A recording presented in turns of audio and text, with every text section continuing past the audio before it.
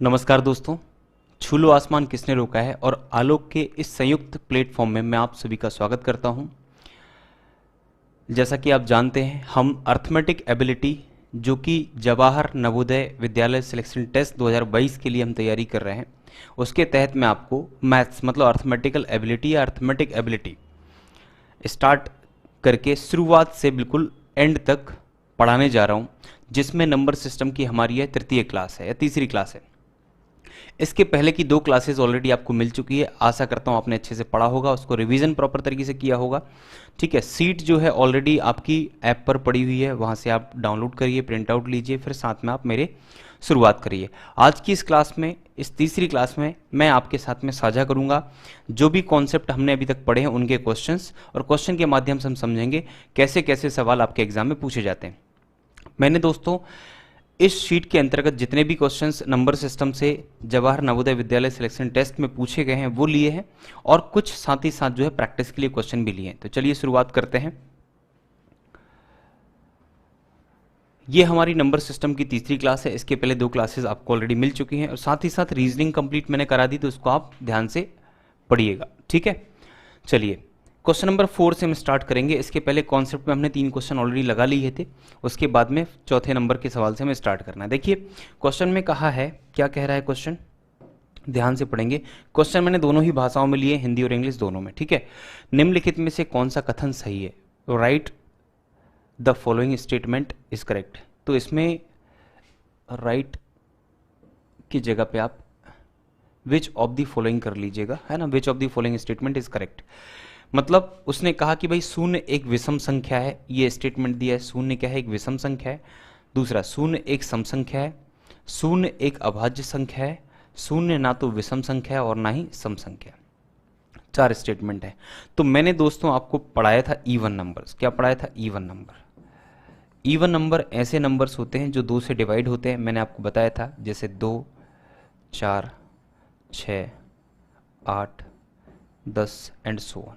ये सारी संख्याएं वो हैं जो 2 से डिवाइड होते हैं। तो मैंने आपसे कहा था कि हर एक संख्या सम जब होगी जब हमने 2 से स्टार्ट किया, और हर एक संख्या में 2 का गैप होगा। कितने का गैप होगा? 2 का गैप होगा। हम आगे बढ़ेंगे तो भी 2 का अंतर होगा, पीछे जाएंगे तो भी 2 का अंतर होगा। तो इससे पीछे अगर मैं जाता हूं तो 0 आएगा। 0 में हमने 2 जोड़ा तो क्या आ गया? 2 आ गया। तो हम ये कह सकते हैं एक सीरीज ऐसी बन रही है। ये किसकी सीरीज है? तो आप कहेंगे भाई सम संख्याओं की सीरीज है। किसकी सीरीज है? सम संख्याओं की। जब ये सीरीज अगर सम संख्याओं की है तो इसका मतलब इस सीरीज के अंतर्गत क्या 0 भी आता है? तो 0 एक सम संख्या कहलाएगी। 0 क्या होगी? सम संख्या। 0 ना तो नेगेटिव होती है, 0 ना तो पॉजिटिव होती है। मैंने आपको ये बताया था, 0 ना नेगेटिव ना पॉजिटिव है, लेकिन 0 इवन नंबर तो होगी, सम संख्या। तो इसलिए हमारा कौन सा स्टेटमेंट सही होगा? शून्य एक सम संख्या है। ये बात आप ध्यान रखिए, बहुत इंपॉर्टेंट क्वेश्चन है ये। जेएनबी 2019 में पूछा गया सवाल है। ठीक है, चलिए आइए अगले सवाल पे। दी गई संख्या में 5 के स्थानीय मान का योगफल कितना है? अब दी गई संख्या क्या है? यहां पर संख्या लिखी होनी चाहिए थी 584356। ये संख्या है क्योंकि यहाँ पे इंग्लिश मीडियम में लिखा हुआ है। ठीक है, what is the sum of the place value of 5 in the number? किस नंबर में? इस नंबर में। देखो भाई नंबर है 584356। अब हमने पढ़ा है फेस वैल्यू और प्लेस वैल्यू। फेस वैल्यू भी पढ़ा है और प्लेस वैल्यू पढ़ा है। प्लेस वैल्यू निकालना है तो यहां पर देखिए 5 का 5 आ जाएगा, और कितने नंबर हैं? 1 2 3 4 5। 5 संख्या है ना, तो यहाँ पर 1 2 3 4 5 कितने हैं बोलो? 1 2 3 4 5, तो 5 जीरो आ गई। फिर इसके बाद ये वाला हमें निकालना था, ये वाला। तो इस वाले में देखिए, इस क्योंकि 5 का चाहिए ना, 5 का हमें क्या चाहिए? स्थानीय मान चाहिए। तो ये 5 की जगह पे ये 5 आ गया। इसके बाद एक अंक है तो यहाँ पर 1 0 आ गया। अब कुछ नहीं करना है, जो ब्लू कलर में लिखे हैं संख्या है ना, इनका हमें क्या करना है? योगफल करना है ना, इसका योगफल करना है। तो इन दोनों को जोड़ दीजिए, तो यहाँ पर 5 का 5 आ गया। 0 0 0 5 0। ये हमारा उत्तर बन जाएगा। क्या उत्तर बन जाएगा? ये हमारा उत्तर बन जाएगा 500050 500050। ऑप्शन नंबर डी बिल्कुल सही जवाब होगा इस सवाल का। क्लियर है?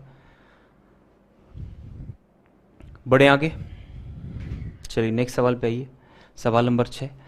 अब उसने कहा कि अलग अलग अंकों वाली 5 अंकों की बड़ी और 5 अंकों की छोटी संख्या के बीच का अंतर ज्ञात कीजिए। क्या लिखा है, कंडीशन क्या दी है, अलग अलग अंकों वाली, अलग अलग डिफरेंट डिजिट होने चाहिए, एक जैसे नहीं। देखो क्या होता है, 5 अंकों की सबसे बड़ी संख्या, तो मैंने आपको बताया था बनाना कि भाई 1 2 3 4 5, 5 अंकों की सबसे बड़ी तो हम 5 बार 9 लिख देंगे, और 5 अंकों की सबसे छोटी के लिए हम 1 लिखेंगे। और कितने अंकों की है, 5 अंकों की, तो 5 में से 1 घटाना है। देखो n अंकों की अगर होगी तो n में से 1 कम कर देना, ठीक है। तो n-1 मतलब 5 - 1 कितना हो गया, 4। तो 4 जीरो हमें कहाँ लगाना है, इसके दाएं तरफ, ठीक है। तो देखो ये सबसे बड़ी संख्या, सबसे बड़ी हाईएस्ट पॉसिबल नंबर तो 99999, और सबसे छोटी तो 10000। ये 5 अंकों की सबसे बड़ी है, 5 अंकों की सबसे छोटी संख्या। लेकिन उसने ये तो कहा ही नहीं क्वेश्चन में। अगर कोई कंडीशन नहीं होती, कोई कंडीशन नहीं होती, तो भाई यहां पर आप देखिए सबसे बड़ा नंबर ये होगा और सबसे छोटा नंबर ये होगा, 5 अंकों का, 5 डिजिट्स का। लेकिन उसने क्या कहा, डिफरेंट, अलग अलग डिजिट। अलग अलग डिजिट मतलब क्या, सारे डिजिट अलग, लेकिन सबसे बड़ी संख्या अगर हम देखेंगे तो ये होगी। लेकिन डिफरेंट डिजिट में हमें देखना है, तो 9 हमने लिखा है ना, 9 लिखा, फिर 8 7 6 4 अंक और 5, अलग अलग डिजिट ले लिए। देखो 5 अंकों की सबसे बड़ी संख्या ये होगी। अगर अलग अलग डिजिट लेते हैं, अलग अलग अंक लेते हैं, तो देखो संख्याएं तो और भी बन सकती हैं। ये बनेगी 9 7 6 5 लिख सकते हैं, 9 6 5 7 लिख सकते हैं, 9 7 सॉरी यहाँ पर 8 लिखिए, 9 6 5 7 8 लिखिए, 9 7 5 6 8 लिखिए। ऐसी बहुत सारी संख्याएं बन जाएंगी ये अलग अलग डिजिट से। लेकिन सबसे बड़ी संख्या जो होगी, बड़ी से बड़ी संख्या, इन 5 डिजिट से बनाएंगे तो ये बनेगी, जिसमें सीक्वेंस इस तरह से होगा, पहले बड़ा, फिर उससे छोटा, फिर उससे छोटा, फिर उससे छोटा, फिर उससे छोटा। तो ये सबसे बड़ी कहलाएगी इन सभी में, है ना। तो हमें क्या करना है, जो पॉसिबल बड़ी होगी 5 डिजिट की, जिनके डिजिट अलग अलग होने चाहिए। क्या लिखा है, अलग अलग अंक, अलग अलग अंक। तो अंक हमें अलग अलग लेना है, ऐसा नहीं कि एक जैसा हो, है ना, एक जैसा हो, एक जैसा नहीं चाहिए। तो यहां पर हमने बनाया है क्या, 9 8 7 6 5, ये 5 अंकों की ऐसी संख्या बन गई जो कि बड़ी है और डिजिट भी क्या है, अलग है। अब इसके बाद उसने क्या बोला, इसी में छोटी संख्या भी चाहिए। अब सबसे छोटी तो ये है ना, सबसे छोटी तो ये है। अब इसमें क्या करेंगे, हमें क्या करना है, डिजिट अलग अलग चाहिए। तो हम 1 लिखेंगे, 2 लिखेंगे, 3 लिखेंगे, 4 लिखेंगे, लिख सकते हैं कि नहीं, बिल्कुल लिख सकते हैं।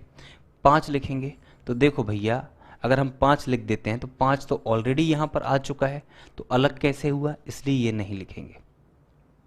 हम यहां पर लिखेंगे 1, फिर 0 से स्टार्ट कर दो, एक डिजिट 0 भी हो जाएगा काउंट, 1 0 2 3 4।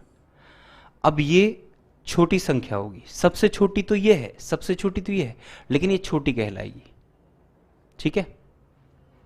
अलग अलग डिजिट अगर लेंगे तो इसके हिसाब से, तो यहां पर 1 0 2 3 4 ये हो गया। अब उसने क्या कहा, इनका अंतर। ध्यान से समझना, आपको डाउट हो सकता है मेरे बच्चे, दिमाग लगाना पड़ेगा, क्योंकि दिमाग वालों की परीक्षा है, गधे लोगों की परीक्षा नहीं है ये। नवोदय में जाना चाहते हो तो थोड़ा बहुत पढ़ो लिखो, ऐसे नहीं कि मुंह उठा के चले जाएंगे और काम बन जाएगा, कुछ नहीं होने वाला उससे। मेहनत करनी पड़ेगी आप लोगों को, है ना, समझना पड़ेगा, चीज़ों पर काम करना पड़ेगा, लॉजिक लगाने पड़ेंगे, ठीक है। तो यहाँ पर क्या है, इनके बीच का अंतर निकालना है, तो इनका अंतर निकाल दो। घटाना आता है ना सभी को, अगर इनको माइनस कर देंगे तो 5 में से 4 गया कितना आ गया 1, 6 में से 3 गया कितना आ गया 3, 7 में से 2 गया कितना आ गया बोलो 5, और 8 में से 0 गया कितना आ गया 8, और यहाँ पर कितना आ गया 9 में से 1 गया 8। 88531 है क्या आंसर, 88531। यही मात्र एक ऑप्शन ऐसा है जो मैच कर रहा है। आ गया समझ में, ठीक है। हो सकता है स्टार्टिंग में आपको डाउट हो, लेकिन धीरे धीरे जब प्रैक्टिस करते चलेंगे चीज़ें आने लग जाएंगी, है ना। चौथी पांचवी क्लास आप पढ़े होंगे तो आपको थोड़ा बहुत तो समझ आ ही रहा होगा, ठीक है। तो ये जो क्वेश्चन था ये JNB 2018 का सवाल था। चलिए आइए अगले सवाल पे आते हैं। सवाल नंबर 7। सवाल नंबर 7 क्या कह रहा है, देखिए सवाल नंबर 7 कह रहा है 0, 3, 6, 7 और 9 अंकों से बिना दोहराव के, मतलब रिपीटेट नहीं करना है, कोई भी अंक दोबारा से नहीं आना चाहिए। इसका मतलब ये है इनमें से कोई भी अंक 2 बार, 3 बार, 4 बार नहीं आना चाहिए, एक ही बार लिखना है। 0, 3, 6, 7, 9 अंकों से बिना दोहराव के बनी 5 अंकों की सबसे बड़ी और सबसे छोटी संख्या का अंतर। अब देखो उसने डिजिट आपको फिक्स कर दिए कि इन्हीं से बनाना है और कोई इस्तेमाल नहीं होगा। ठीक है, तो देखते हैं भाई, इन्हीं अंकों का प्रयोग करना है, सबसे बड़ी संख्या लेना है और इन्हीं अंकों से सबसे छोटी संख्या लेना है। तो सबसे बड़ी संख्या 5 अंकों की, देखो सबसे पहले बड़ी संख्या चाहिए तो हम 9 लिखेंगे। क्या लिखेंगे? 9 लिखेंगे। 9 लिखेंगे, फिर क्या लिखेंगे भाई? 7 लिखेंगे, फिर लिखेंगे क्या? 6 लिखेंगे, फिर क्या लिखेंगे बोलो? 3 लिखेंगे, फिर लिखेंगे 0। ये सबसे बड़ी होगी, यही होगी ना भाई। इन अंकों का प्रयोग करके सबसे बड़ी यही बनेगी। आप कहेंगे सर और क्यों नहीं हो सकता? तो देखो भाई, मैं लिखता हूँ 9, 3 मैंने यहाँ लिख दिया, फिर 0 लिख दिया, फिर 6 लिख दिया, फिर 7 लिख दिया। क्या ये संख्या इससे बड़ी है? नहीं है, हो ही नहीं सकती। ये लिखा है कितना, आप देखिएगा 93,067 और ये लिखा है 97,630। तो स्पष्ट दिख रहा है कि सबसे बड़ी संख्या यही बन सकती है इन अंकों से, और कोई नहीं बन सकती। आप और बना के देखो, इसको यहाँ लिखो, इसको यहाँ लिखो, इसको यहाँ लिखो, है ना, बड़ी बनाओ आप कहेंगे सर हम लिख देते हैं यहाँ पर 0, 3, 6, 7, 9। तो क्या ये सबसे बड़ी है? नहीं है। इस 0 का अस्तित्व कब तक नहीं होगा? जब तक ये किसी और अंक के बाद नहीं आता। इस तरफ आने का कोई सेंस नहीं है, वो संख्या काउंट नहीं होगी, फिर वो इतनी छोटी संख्या बचेगी। समझ आया? इसलिए सबसे बड़ी संख्या तो मेरे भाई केवल यही बनेगी इन अंकों से। कौन सी वाली? ये वाली। तो ये मैंने यहाँ पे बना दी। इसके बाद में क्या होगा? सबसे छोटी बनानी है। सबसे छोटी बनाने के लिए भाई अब मैं कहूँगा भाई, आपने क्या किया, जब बड़ा बनाया ना तो आपने पहले 9 लिखा, फिर 7 लिखा, फिर 6 लिखा, फिर 3 लिखा, फिर 0 लिखा। अब छोटी बनाने के लिए हमें यहाँ से यहाँ चल देंगे। बड़ी के लिए यहाँ से यहाँ चले थे, छोटी के लिए यहाँ से यहाँ चलेंगे। तो आप कहेंगे भैया चलेंगे तो यहाँ 0 लिखेंगे सबसे पहले, फिर 3 लिखेंगे, फिर 6 लिखेंगे, फिर 7 लिखेंगे, फिर 9 लिखेंगे। तो ये हमारी सबसे छोटी संख्या बन गई। यही तो होगा? नहीं होगा। क्यों? हमें बनाना है 5 अंकों की, लेकिन 0 का यहाँ कोई अस्तित्व नहीं। तो कितने अंकों की बन गई बोलो? तो आप कहेंगे भाई ये बन गई 4 अंकों की। तो 5 अंकों की संख्या चाहिए। कितने की चाहिए? 5 अंकों की, लेकिन ये 4 की बन गई। तो ये ना लिख करके हम फिर इसको ऐसा लिखेंगे, संख्या अगर बनानी है तो हम यहाँ पर 3 लिखेंगे। 3 के बाद में हम यहाँ 0 डाल देंगे, यहाँ डालेंगे 0, तब 0 का अस्तित्व होगा। ठीक है, फिर 6 लिखेंगे, फिर 7 लिखेंगे, फिर 9 लिखेंगे। ठीक है, तो ये हमारी संख्या क्या हो गई? इन्हीं अंकों का प्रयोग करके 5 अंकों की सबसे छोटी संख्या बन गई। आप कहेंगे सर हम ये क्यों नहीं बना सकते कि हम यहाँ 3 लिख दें, फिर यहाँ 6 लिख दें, फिर 0 को हम यहाँ लिख दें, ठीक है, फिर 7 लिख दें, फिर 9 लिख दें। ये नहीं बन सकती? बिल्कुल बन सकती है, लेकिन भैया सबसे छोटी नहीं होगी। ये 30,679 है और ये 36,079 हो गया। 36,000 30,000 से तो बड़ा होगा ना, लेकिन हमें छोटा चाहिए। इसलिए 0 हम कहाँ रखेंगे? 0 हम यहीं पर रखेंगे 6 के स्थान पर। इसको हटाइए, ये संख्या सही है। तो सबसे छोटी ये बनी और सबसे बड़ी वो बनी। दोनों का क्या चाहिए? हमें अंतर चाहिए। तो सबसे बड़ी में सबसे छोटी घटा दो, ये वाली। तो क्या हो जाएगी? यहाँ पर लिखो 3, 0, 6, 7, 9। माइनस करेंगे, माइनस करना है तो 10, यहाँ पर 1 ले लेंगे ना, यहाँ पर 1 लेंगे तो ये 0 है, 1 आ गया, कितना? 10 हो गया, 10 में से 9 गया, 1 बना। ठीक है, इसके बाद यहाँ पर 2 बचा। 1 तो यहाँ चला गया था ना, 1 यहाँ चला गया, 2 बचा, 2 बचा है यहाँ पर। अब देखो 2 में से 7 जाएगा नहीं, तो यहाँ पर 1 लेना पड़ेगा। 1 डिजिट अगर आएगा यहाँ पर तो यहाँ पर 10 और 2 12 हो जाएगा। 12 में से 7 गया, कितना हो गया? 5। कितना हो गया बोलो? 5 हो गया। 5 हो गया तो कौन सा ऑप्शन ऐसा है जिसमें 5 आ रहा है? देखो आखिरी के 2 अंक जो है इसमें 40 हैं, इसमें ये है। या तो ये आंसर होगा या तो ये आंसर होगा, है ना। आगे देखते हैं, यहाँ पर कितना बचा बोलो? यहाँ पर भी, यहाँ पर हमने 1 ले लिया था ना, यहाँ पर 5 बचा। 5 में से 6 तो जा नहीं रहा, जा रहा है कि नहीं जा रहा है? जब नहीं जा रहा है तो इसका मतलब 15 में से 6 का कितना हो गया? 9 आएगा। 9 आएगा तो 951 वहाँ भी आ रहा है, 951 यहाँ भी आ रहा है। अब यहाँ पर कितना बचा? 6। तो यहाँ पर कितना हो गया? 6। यहाँ पर कितना हो गया बोलो? 6 हो गया। और यहाँ भी कितना बचा? 6। माइनस करेंगे 66951, तो पूरा हमारा आंसर मैच कर गया 66951। मतलब आंसर ये होगा, ये नहीं होगा। क्लियर है?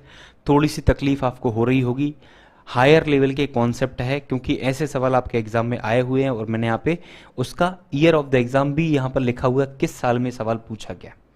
तो आप समझ सकते हैं कैसे सवाल एग्जाम में आ सकते हैं, उसके हिसाब से आपको तैयार होना है। ठीक है,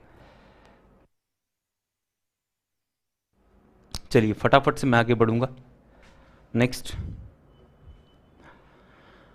देखिए, विभिन्न अंकों का प्रयोग करते हुए 4 अंकों की सबसे छोटी संख्या ज्ञात कीजिए जिसमें 9 दहाई के स्थान पर होना चाहिए। 9 दहाई के स्थान पर, अब विभिन्न अंकों का प्रयोग करना मतलब अंक रिपीट नहीं होने चाहिए, अलग अलग अंक होने चाहिए, और 4 अंकों की सबसे छोटी संख्या ज्ञात कीजिए। सबसे छोटी, तो सबसे छोटी संख्या अगर कोई कंडीशन ना हो तो 4 अंकों की, देखो 4 अंक हैं तो 4 में से एक गया, n-1 था ना, कितना गया 3, तो इसके दाएं तरफ में कितने जीरो आएंगे, बोलो 3 जीरो। तो ये 4 अंक की सबसे छोटी संख्या बन गई, सबसे छोटी, ये सबसे छोटी है।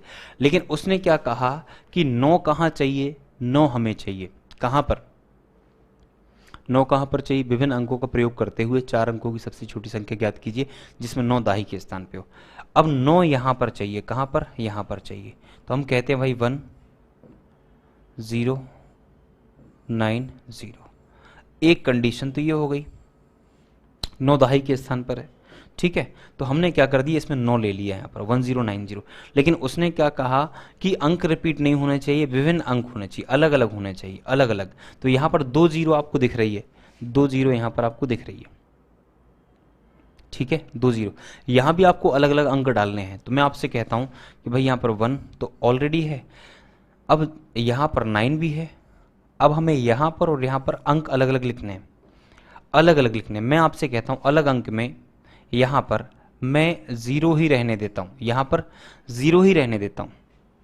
अंक क्या क्या है मेरे पास, देखो समझो, इस 1 का प्रयोग मैं नहीं कर सकता, 9 का प्रयोग मैं नहीं कर सकता। अब मेरे पास क्या बच रहा है, 0 बच रहा है, 2 बच रहा है, 3 बच रहा है, 4 बच रहा है, 5 है, 6 है, 7 है, 8, इतने अंक बचे, इतने अंक बचे।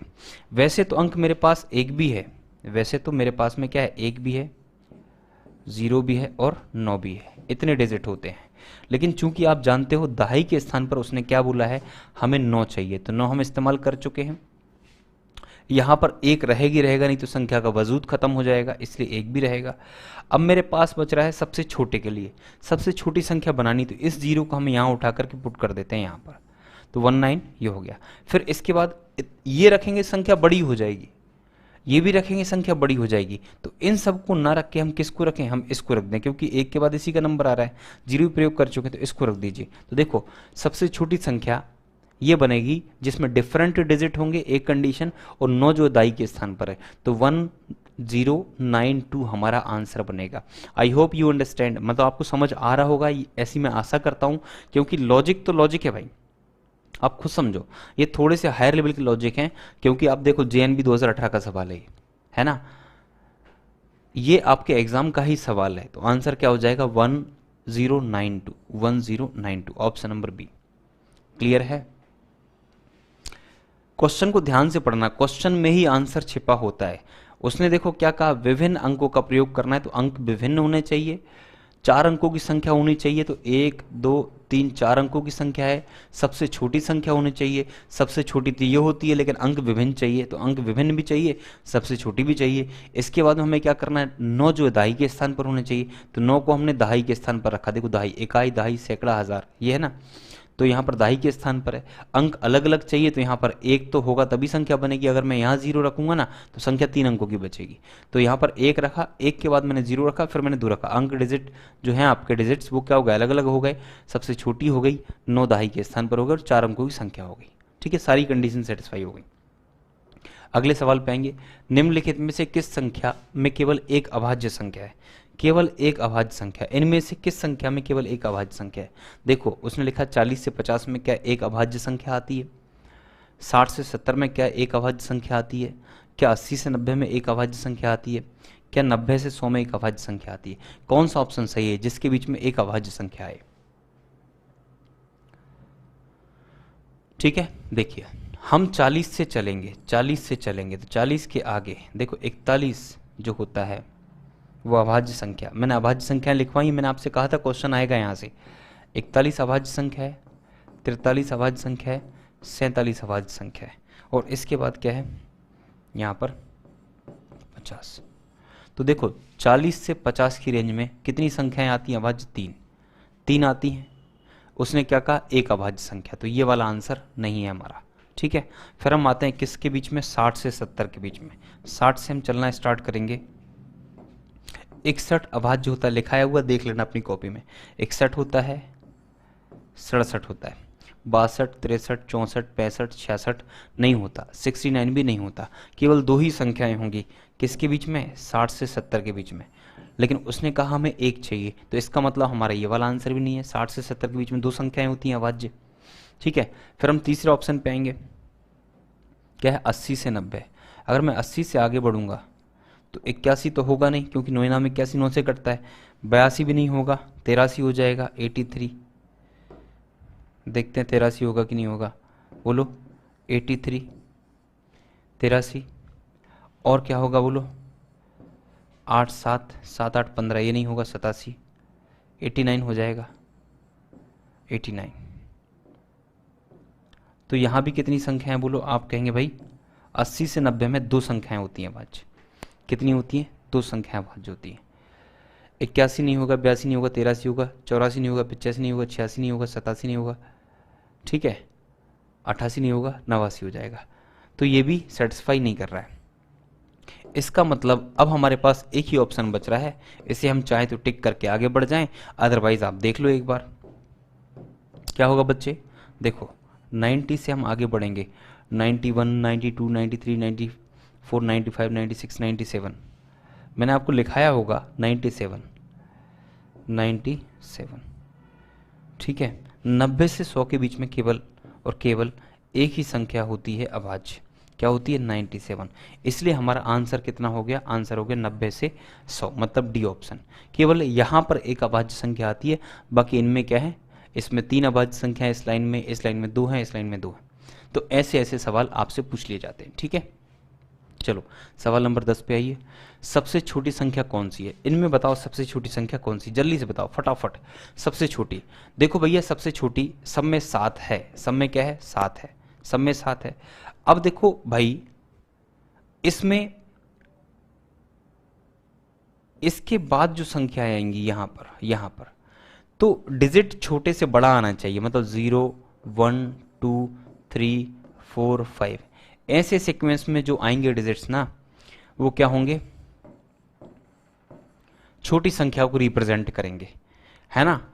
तो इसका मतलब ये है कि देखो भाई यहां पर 4 आया, यहां पर 1 आया। दूसरा डिजिट देखो ये वाला, यहां पर 4 आया, यहां पर 1 आया, यहां पर 9 आया, यहां पर 5 आया। इसका मतलब यहां 4 आया, 1 से बड़ा है, तो ये आंसर नहीं है। 1 से बड़ा 9 है, ये आंसर नहीं है। 1 से बड़ा 5, ये आंसर नहीं है।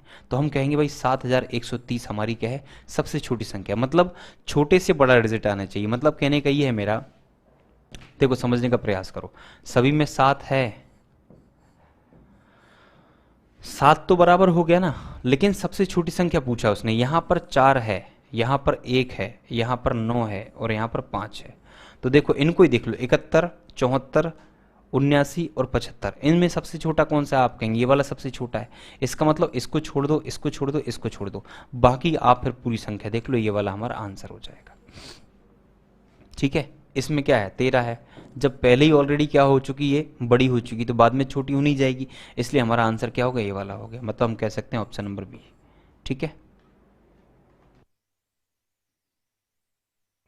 चलिए सवाल नंबर 11 पे आइए। देखिए संख्या 56 और 84 के लिए निम्नलिखित में से कौन सा कथन सही है?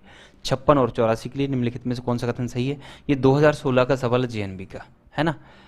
56 और 84, 56 और 84 के संबंध में इनमें से कौन सा सही है? दोनों ही संख्या अभाज्य हैं, दोनों ही संख्या अभाज्य। अभाज्य का मतलब क्या होता है? अभाज्य संख्याएं वे संख्याएं होती हैं जिनके केवल 2 फैक्टर होते हैं। क्या होते हैं? एक तो 1 होगा, एक वह खुद होगी। समझ रहे हैं? ये अभाज्य होती है।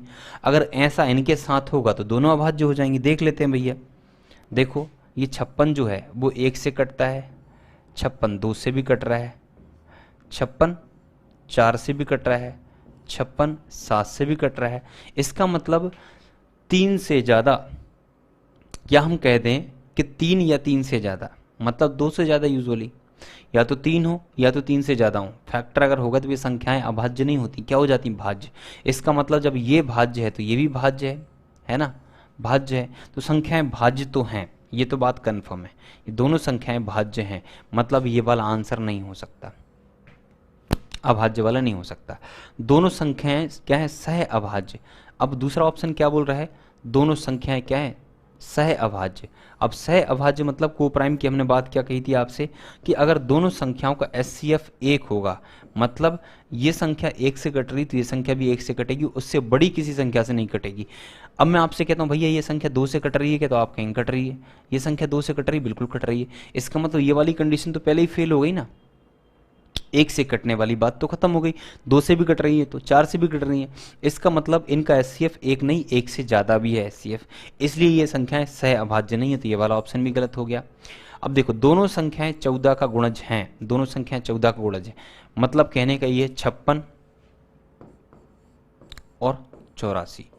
14 का गुणज होने का मतलब क्या है, दोनों ही संख्याएं 14 से कट जाएंगी। देखो 14 से कट रही ये भी और 14 से कट रही ये भी, क्योंकि 14 के टेबल में आता है 14 चौके 56 और 14 छिंग 84 कट रही हैं, तो दोनों संख्याएं 14 से कट रही हैं। ठीक है भाई, ये वाली बात तो सही लग रही है।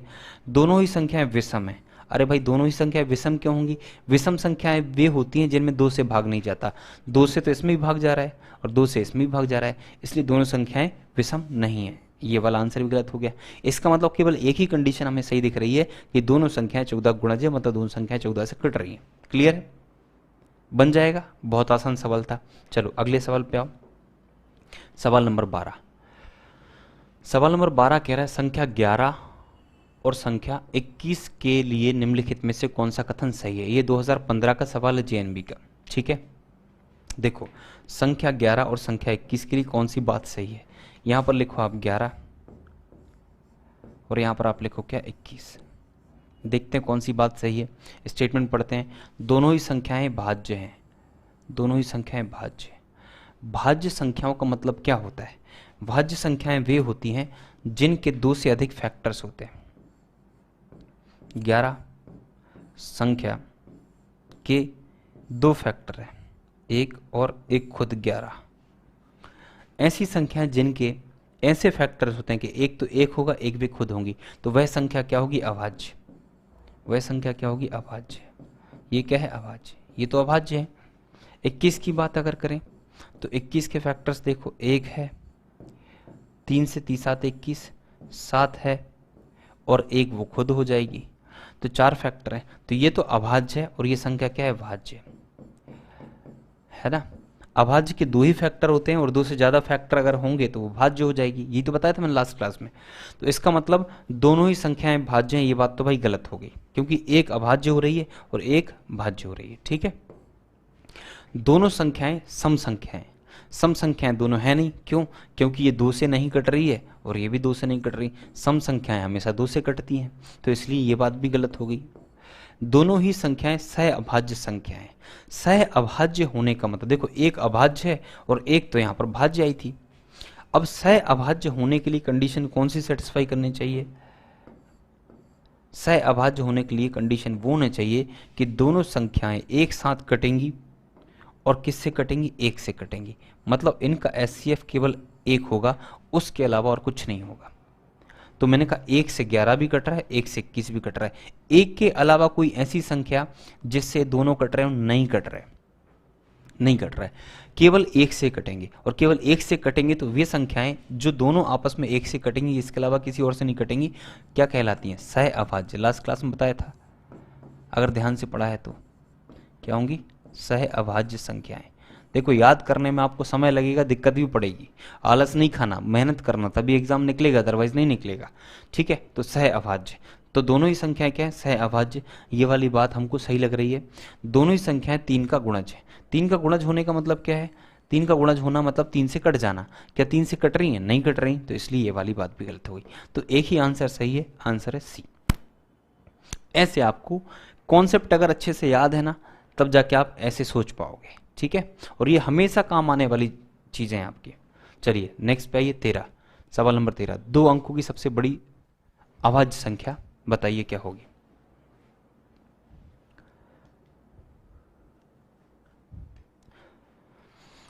बताइए, 1 मिनट का टाइम लूंगा मैं।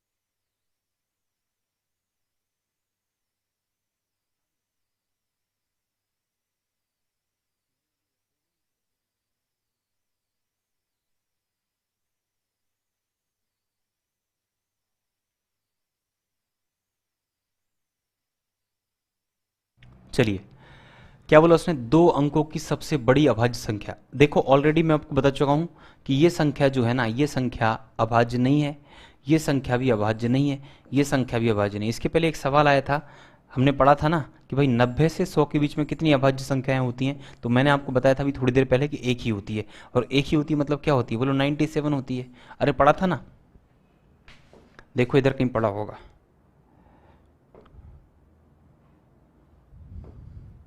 देखो ये पढ़ा था 90 से 100 के बीच में 97, ये सबसे बड़ी संख्या, क्योंकि 90 से 100 में एक ही है और ये लास्ट की है, मतलब इन सब में सबसे बड़ी तो यही है ना, तो सबसे बड़ी अभाज्य संख्या वही है, वही आपका आंसर होगा। ठीक है, 97। तो इसलिए क्या आंसर हो जाएगा, बोलो, ये आंसर होगा ऑप्शन नंबर बी। चलिए अगले सवाल पे आइए, सवाल नंबर 14। देखो यहाँ पर 8 नहीं है यार, इसको थोड़ा सा करेक्ट आप करेंगे, यहाँ पर 80 है। क्या है, 80, 80। और यहाँ पर बच्चे y लगा लीजिए 80, 80,905 इज रिप्रेजेंटेड। मतलब उसने क्या बोला है कि 80,905 को संख्याओं के रूप में कैसे दर्शाया जा सकता है, संख्या के रूप में दर्शाना है। मतलब ये जो है 2011 का सवाल है जेएनबी का। तो सबसे आसान तरीका ये है कि उसने क्या बोला, 80,000 बोला। तो सबसे पहले बच्चे आप लोग क्या करिए, 80,000 लिखिए, ऐसे लिख दीजिए, इकाई, दहाई, सैकड़ा, हजार, 10,000। 10,000, 10 की जगह पे 80 आ गया तो यहाँ पर 80,000 हो गया। फिर यहाँ पर 80,000 के बाद 900 बोला, कितना बोला, 900, तो यहाँ पर आप 900 लिख दीजिए, है ना।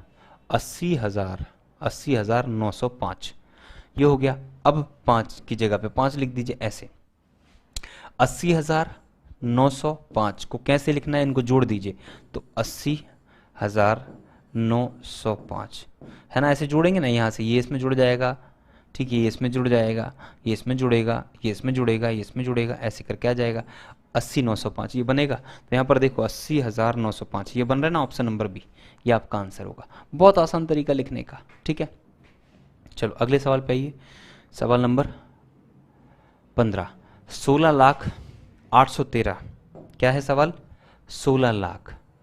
पहले 16 लाख लिखिए, उसने क्या बोला, इनको भी लिखना है हमें, इसी प्रकार से लिखना है। तो 16 लाख लिखिए, 16 लाख। देखो इकाई, दहाई, सैकड़ा, हजार, 10,000, लाख, 10 लाख, ये तो बनेगा। ये 16 लाख है, हमने 16 लाख लिख दिया। इकाई, दहाई, सैकड़ा, हजार, 10,000, लाख, 10 लाख इंडियन सिस्टम में लिखा है। उसके बाद क्या है, 16,08,000, फिर क्या लिखना है, 800, तो यहाँ पर 800 लिख दीजिए। फिर क्या है, 800 के बाद 13 है, तो यहाँ पर 13 लिख दीजिए और जोड़ के आंसर निकाल लीजिए। यहाँ से 0, 0, 3, तो ये 3 हो गया, 0, 0, 1, तो ये 1 हो गया, 0 और 8 कितना हो गया, 8 हो गया। फिर 0 का 0, फिर यहाँ 0 का 0, फिर यहाँ पर कितना, 16। इकाई, दहाई, सैकड़ा, ऐसा बनेगा, ठीक है। ये बन जाएगा 16,08,13, 16,08,13 ये वाला आंसर बनेगा, ठीक है। इसको लिख दिया। सवाल नंबर 16 पे आइए, देखिए सवाल नंबर 16। अब ये सवाल मोस्ट इंपॉर्टेंट है, ये सवाल मोस्ट इंपॉर्टेंट है। इसमें हमें बताना है 5 का स्थानीय मान क्या होगा, 5 का स्थानीय मान क्या होगा। अब ये दशमलव का खास तौर पे सवाल है। इस सवाल को जब हम दशमलव चैप्टर पढ़ेंगे ना, तब मैं आपको वहां पर एक्सप्लेन करूंगा। ये सवाल आप होमवर्क में लिख लीजिए, ठीक है, आपके लिए होमवर्क है। अभी इतनी आसानी समझ नहीं आएगा, जब हम ये चैप्टर पढ़ेंगे तब मैं आपको एक्सप्लेन करूंगा इन सवालों को कैसे सॉल्व करना है, ठीक है। चलिए आइए आगे। 17, निम्नलिखित संख्याओं में से एक अभाज्य सम संख्या ज्ञात कीजिए। अभाज्य होना चाहिए और सम संख्या होना चाहिए। तो मैंने अभाज्य संख्याएं आपको पढ़ाया था, आपको याद होगा कि अभाज्य संख्या स्टार्टिंग से 2 होती है, 3 होती है, 5 होती है, 7 होती है, 11 होती है, 13 होती है, 100 तक की संख्याएं लिखाई थी मैंने अभाज्य। इसमें क्या बोला, सबसे छोटी संख्या। तो देखो भाई क्या बताना है, निम्नलिखित संख्याओं में से एक अभाज्य सम संख्या ज्ञात कीजिए। अभाज्य सम संख्या, तो कोई भी अभाज्य संख्याएं सम नहीं होती केवल 2 को छोड़कर। केवल 2 को छोड़कर कोई भी संख्याएं अभाज्य सम नहीं होती हैं। सम केवल क्या होती है, 2 होती है और अभाज्य भी होती है। इसलिए आंसर क्या हो जाएगा आपका, ये हो जाएगा। खत्म क्वेश्चन 17। सवाल नंबर किस पे, 18 पे। देखो 1 और 10 के बीच सभी अभाज्य संख्याओं का योग। 1 से 10 के बीच में अभाज्य संख्याएं देखो, 1 2 3 4 5 6 7 8 9 10। मैंने 1 से लेकर के 10 तक की सभी संख्याएं लिख दी जिसमें कोई कंडीशन नहीं है। अब कंडीशन की बात करेंगे, अभाज्य संख्या चाहिए, तो अभाज्य संख्या की बात करते हैं हम। देखो एक अभाज्य नहीं है, ठीक है। ये अभाज्य है, ये अभाज्य है, ये अभाज्य नहीं है, ये अभाज्य है, ये नहीं है, ये अभाज्य है, ये नहीं है, ये नहीं है, ठीक है, और ये भी नहीं है। लेकिन हालांकि इसके और इसके बीच में चाहिए था, तो 1 और 10 तो वैसे ही हट गया। अब कौन सी भाज्य है, कौन सी अभाज्य है, हमें केवल क्या चाहिए, अभाज्य चाहिए। अभाज्य चाहिए मतलब 1 से 10 के बीच में अभाज्य। तो एक अभाज्य यहाँ पर 2 है, एक अभाज्य यहाँ पर 3 है, एक अभाज्य 5 है, एक अभाज्य 7 है। केवल इतनी संख्याएं होती, इन्हीं का जोड़ हमें बताना है, ठीक है। इनका सम कितना होगा, तो 7 3 10 5 15 और 2 17, कितना आंसर हो जाएगा, 17 हमारा आंसर होगा। तो 1 से 10 के बीच में 4 अभाज्य संख्याएं होती हैं जिनका योगफल कितना है, बोलो 17 है। खत्म क्वेश्चन। ये प्रैक्टिस वाले सवाल हैं आपके लिए। चलिए नेक्स्ट पे आइए। नेक्स्ट क्या है, नेक्स्ट में 1,35,426 हो सकता है, या अंकों में हम उसे कैसे लिख सकते हैं। क्या है, 1 लाख, तो 1 लाख लिखो, 1 इकाई दहाई सैकड़ा हज़ार 10,000 लाख। 1 लाख पे पहुंच गए, इकाई दहाई सैकड़ा हज़ार 10,000 लाख। 1 लाख 35,000, तो यहाँ पर 35 और ये हो गए 30,000, 35,000। 426, यहाँ लिख दो 400 अलग से और 26 अलग से। अब सबको जोड़ दो, 6 का 6, 2 का 2, 4 का 4, 5 का 5 और 3 का 3, 1,35,426। तो 1,35,426 आपका ये आंसर बन रहा है, ऑप्शन नंबर बी, और किसी में नहीं बन रहा है। तो इस तरीके से आप लिख सकते हैं। नेक्स्ट पे आइए, सवाल नंबर 20। 8,000 का पूर्ववर्ती मतलब पहले का। देखो बताया था आपको प्रीडिसेसर, है ना, एक सक्सेसर बताया था, एक प्रीडिसेसर बताया था। सक्सेसर मतलब क्या होता है, उत्तरवर्ती, और इसका मतलब क्या होता है, पूर्ववर्ती। तो पूर्ववर्ती निकालने के लिए कोई भी संख्या का पूर्ववर्ती निकालना, जैसे 8,000 का पूर्ववर्ती मतलब पहले आने वाला, इसके जस्ट पहले वाली संख्या, तो इससे एक कम कर देते हैं और लिख देते हैं। तो एक घटाओगे इसमें से, 8,000 से एक कम करो तो 7,999, ठीक है। इसका क्या हो जाएगा, इसका पूर्ववर्ती पहले का हो जाएगा। तो आंसर क्या हो जाएगा, बोलो, ये हो जाएगा, ये हो गया। अगर बोलता 8,000 का उत्तरवर्ती बताइए, तो उत्तरवर्ती निकालने के लिए क्या करते हैं, ये 8,000 में उत्तरवर्ती मतलब सक्सेसर में एक जोड़ना पड़ता, तो कितना हो जाता हमारा, 8,001 हो जाता। इसके बाद आने वाली संख्या ये है। तो पूर्ववर्ती निकालना था, अगर उत्तरवर्ती बोलता तो हम ई निकाल देते, ठीक है। बढ़े आगे, चलो अगले सवाल पे आइए। सवाल नंबर 21। 5 अंकों की सबसे बड़ी संख्या जो 8 से शुरू होकर 7 पर समाप्त होती है। सबसे बड़ी संख्या, सबसे बड़ी हाईएस्ट नंबर कितने का, बोलो 5 अंकों का। तो 5 अंकों की सबसे बड़ी संख्या, देखो भाई कोई कंडीशन ना हो, कुछ ना बोला हो, तो चुपचाप ये लिख के आ जाना, ये सबसे बड़ी होती है। लेकिन क्या बोला, सबसे बड़ी संख्या जो 8 से शुरू होना चाहिए। कहाँ से शुरू होना चाहिए, 8 से। मतलब यहाँ पर क्या चाहिए, हमें 8 चाहिए, 8 से शुरू हो और 7 पर समाप्त हो, ठीक है। 9 9 9 और यहाँ पर 7। उसने ये तो बोला नहीं है कि कोई भी अंक रिपीट नहीं होगा या बिना दोहराए, ऐसा तो बोला नहीं है ना। जब दोहराने वाली बात करी नहीं उसने, इसका मतलब हम 9 को रिपीट कर सकते। अगर बोलता अलग अलग अंकों की है, तब उस केस में हम देखते क्या होता, ठीक है। तो यहाँ पर क्या है कि हम इन अंकों को रिपीट कर रहे हैं, लेकिन आखिरी में समाप्त किस पर होना है, 7 पर। तो आखिरी में 7 पर समाप्त होना है। शुरुआत किससे चाहिए, 8 से चाहिए, और ख़त्म किस पे होना है, 7 पे। तो बाकी की तो हमने रिपीट कर दी है। अगर बोलता अलग अलग चाहिए, तब हम अलग अलग केस में हम ये 8 रखते, ठीक है। यहाँ पर 8 रखते और यहाँ पर 9 रखते, ठीक है। 7 यहाँ पर आ गया, फिर यहाँ पर 6 रखते, यहाँ पर 5 रखते, यहाँ पर 7 रखते। अगर अलग अलग अंकों का बोलता तो ऐसा तो बोला नहीं उसने, इसलिए हमने 9 को रिपीट कर लिया यहाँ पर, है ना। और बस 2 ही कंडीशन दी, 8 से शुरू और 7 पे खत्म हो, बाकी से कोई मतलब नहीं है, लेकिन 5 अंकों की होनी चाहिए। तो हमारा आंसर क्या हो जाएगा, हमारा आंसर ये वाला हो जाएगा 89997, 89997, ये हमारा आंसर होगा। ठीक है, ऑप्शन नंबर ए।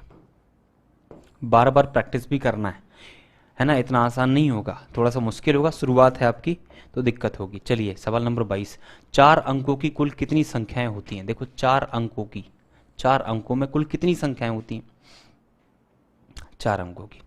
देखो 4 अंकों की सबसे छोटी संख्या, एक लिख करके 4 में से गया 3, 3 जीरो यहाँ पर आ जाएंगे। ये सबसे छोटी संख्या है किसकी, 4 अंकों की। और सबसे बड़ी संख्या क्या होगी, तो 9999, ये सबसे बड़ी संख्या होगी 4 अंकों की। ठीक है,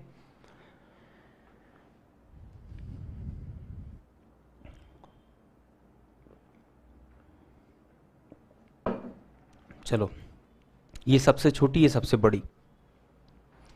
ठीक है, कितनी संख्याएं होती हैं हमें ही निकालना है। तो मैं आपसे कहता हूं, अगर मैं नंबर लिखता हूं 1 से लेकर के, 1 से लेकर के गिनती लिखूं और यहां से चला जाऊं यहां तक, तो टोटल कितनी संख्याएं होंगी। तो आप कहेंगे भाई देखो 1 से लेकर के 2 तक कितनी संख्याएं होती हैं, आप कहेंगे 2 ही होती हैं, 1 और 1 2। 1 से लेकर 3 तक कितनी संख्याएं होती, तो आप कहेंगे भाई 1 2 3, 3 संख्याएं होती हैं। 1 से लेकर 5 तक में कितनी संख्याएं होती हैं, तो आप कहेंगे भाई 1 होती है, 2 होती है, 3 होती है, 4 होती है, 5। कितनी संख्या आप गिन लोगे, 1 2 3 4 5, 5 संख्याएं। ऐसे ही 1 से लेकर के 9999 में कितनी संख्या होती है, जो अंतिम डिजिट, जो अंतिम संख्या होगी उतनी तो होंगी। जैसे मैंने आपसे कहा 1 से लेकर 5 में कितनी संख्याएं, तो आपने बता दिया ना, 1 2 3 4 5, हमने गिना 5 है। तो ये आखिरी का जो अंक है ना, इससे पता चल गया, ये आखिरी की संख्या से पता चल गया इतनी है। तो हम बोलेंगे भाई कितनी संख्या है, इतनी संख्या है, टोटल इतनी संख्याएं हैं ये, है ना, 1 से लेकर इतने में। ठीक है, 1 मिनट। हाँ, अब इसके बाद मैं आपसे कहता हूं कि अगर मैं आपसे कहूं कि 1 से लेकर के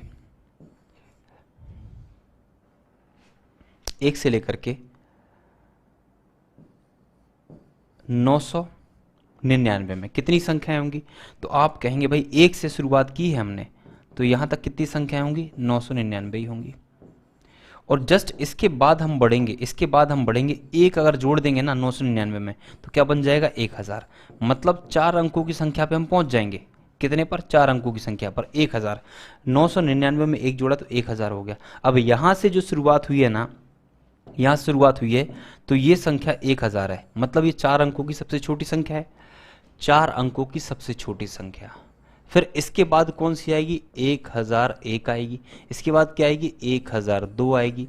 फिर क्या आएगी, 1003 आएगी। ऐसी चलेगी और आखिरी में कहाँ जाके खत्म होंगे, 9999। ये सारी संख्याओं की सीरीज है, 1000 1001 1002 1003 1004 1005 1006। ऐसी ये सीरीज जो बन गई वो 9999 जाके खत्म होगी। तो ये सारी संख्याएं कितने अंकों की है, 4 अंकों की है।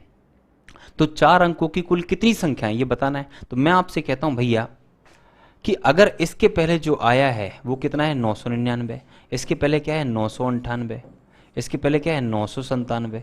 अगर हम इन सब को हटा दें, इस सीरीज में से, तो हमारे पास यहां से यहां तक की संख्याएं बचेंगी और उनकी गिनती भी आ जाएगी कितनी संख्याएं। तो मैं आपसे कहता हूं कि भैया अगर ये देखो, यहां से यहां तक केवल इतनी संख्याएं हैं और यहां से यहां तक इतनी संख्याएं हैं, मतलब 1 से लेकर 9999 में इतनी संख्याएं हैं और 1 से लेकर 999 में इतनी संख्याएं हैं। तो इसमें से अगर ये संख्याएं घटा देंगे तो केवल वही संख्याएं बचेंगी जो यहां से यहां तक की है, मतलब केवल और केवल 4 अंकों की हैं। तो आप कुछ मत करिए, आप इसमें से टोटल इतनी संख्याएं हैं 1 से लेकर 9999 तक और 1 से लेकर 999 तक इतनी संख्याएं, तो ये आप माइनस कर दीजिए।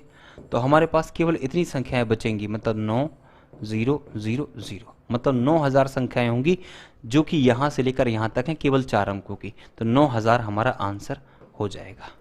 क्लियर है, टफ पड़ेगा बहुत, लेकिन मजा बहुत आएगा। जो बच्चे समझ पा रहे होंगे उनको बहुत मजा आने वाला है। ठीक है,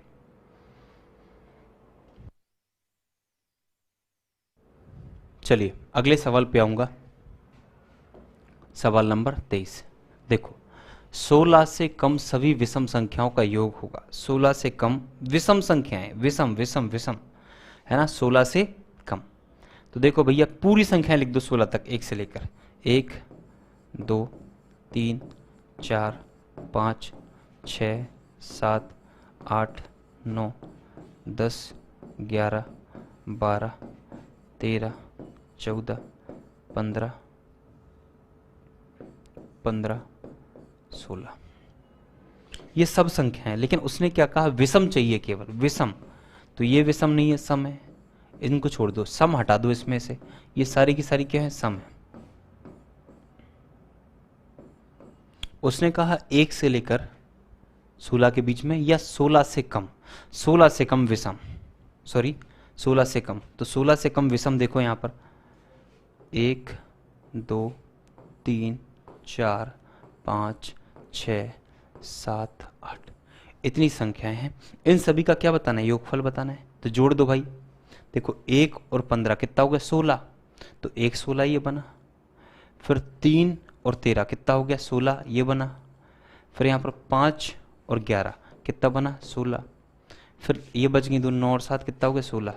तो 16 एकम 16, 16 दूनी 32, 16 तीन 48, 16 चौके 64। तो कितना हो गया, बोलो आंसर 64 हो गया, 64। खत्म क्वेश्चन। सबको जोड़ लीजिए, है ना, या जो बची इनको जोड़ लीजिए, आंसर आ जाएगा। अगले सवाल पे आएंगे, सवाल नंबर 24। देखो सवाल नंबर 24 क्या बोल रहा है, 3 सम संख्याओं का योग होगा। 3 सम संख्याओं का योग क्या होगा, हमेशा सम होगा, हमेशा विषम होगा, कभी सम और कभी विषम होगा, इनमें से कोई नहीं। तो ये भी आंसर नहीं, ये भी आंसर नहीं, ये भी आंसर नहीं, केवल ये आंसर होगा। क्यों होगा, देखो सम संख्याएं 0 + 2 + 4, 4 2 6, 3 सम संख्याओं का योगफल। अब 2 ले लो, 2 + 4 + 6, 6 4 10 और 2 12 बना, सम संख्याओं का योगफल। आगे ले लो 4 + 6 + 8, 8 6 14 या 8 4 12 6 18। हमेशा क्या आता है, बोलो सम आता है। देखो सम आ रहा है ना, कभी भी 3 सम संख्याओं को जोड़ोगे तो हमेशा क्या आएगा, सम ही आएगा। 2 सम संख्याओं को जोड़ोगे तो भी क्या आएगा, सम आएगा। मतलब सम संख्याओं का योगफल कभी भी कर लो, कितनी भी सम संख्याएं कर लो, हमेशा सम ही आता है। इसलिए आंसर क्या होगा, ये होगा। ठीक है, चलिए आते हैं आज के लास्ट सवाल पे। आज की क्लास का लास्ट सवाल जो है वो ये, 121 में से 11 को 10 गुना घटाने पर क्या बचेगा। देखो 121 में से क्या घटाना है, उसने कहा 11 का 10 गुना घटाना है। 11 का 10 गुना घटाना है, 11 का 10 गुना कर दिया और घटाना है किसमें, 121 में से। तो देखो 121 में से पहले इसको सॉल्व करेंगे, 11 धाम के 110, 110 इसमें से जाएगा तो कितना बचेगा, बोलो 11 बचेगा। क्या आंसर आएगा, बोलो 11 आएगा। खत्म क्वेश्चन, ये आंसर हो गया। ठीक है, तो ये थे हमारे नंबर सिस्टम के सवाल, और इसी के साथ ही साथ नंबर सिस्टम टॉपिक हमारा कंप्लीट हो गया। इसके बाद सेकंड चैप्टर हम स्टार्ट करेंगे, जिसमें कि 4 fundamental operations on whole number, ये हमारे चैप्टर का नाम होगा। तो आशा करता हूँ इतनी जो भी चीज़ें हमने पढ़ी वो आपको बढ़िया तरीके से समझ में आई होंगी। थोड़ा आप मेहनत करिए, बार बार रिवीजन करिए, क्योंकि ये इनिशियल चैप्टर्स हैं, ये शुरुआत के चैप्टर हैं, और शुरुआत के चैप्टर से ही आपके कॉन्सेप्ट सारे बनेंगे। शुरुआत में आपको ज़्यादा मेहनत करनी पड़ेगी, फिर धीरे धीरे आपको अच्छे से बनने लग जाएगा, चीज़ें याद हो जाएंगी, तो बहुत चीज़ें आसान हो जाएंगी। चलिए आज के लिए इतना ही। Thank you so much, bye bye, take care, all the best.